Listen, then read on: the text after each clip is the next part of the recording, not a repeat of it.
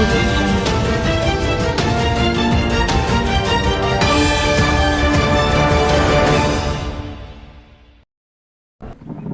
పేరు గుగులోత్ పటేల్, భవన నిర్మాణ కార్మిక సంఘం జిల్లా ప్రధాన కార్యదర్శి.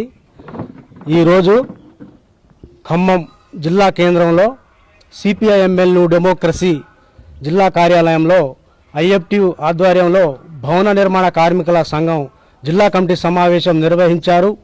ఈ సమావేశం కుంట్ల సతీష్ అధ్యక్షన నిర్వహించారు.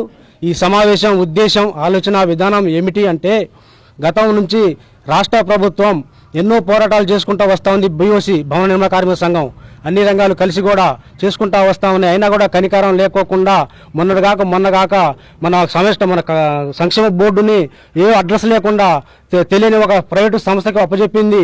దానివల్ల మాకు నష్టం జరుగుతుందని చెప్పి మేము ఐఎఫ్టి భవన కార్మిక సంఘం డిమాండ్ చేస్తూ ఉన్నాం.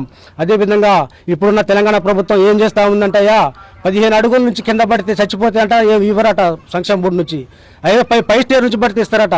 ఇది ఎక్కడ న్యాయం? మాకు పాత పద్ధతిలో నుంచే ఇవ్వాలి. సిఎస్సి పేరుతోటి దోపిడీ చేస్తూ ఉన్నారు. అర్ధరాత్రిగా కూడా టెస్టులు చేసి దోపిడీ చేస్తూ ఉన్నారు. మాకు వద్దు, పనికిరాని టెస్టులు, మాకు అది అవసరం లేదని చెప్పి మేము డిమాండ్ చేస్తూ ఉన్నాం.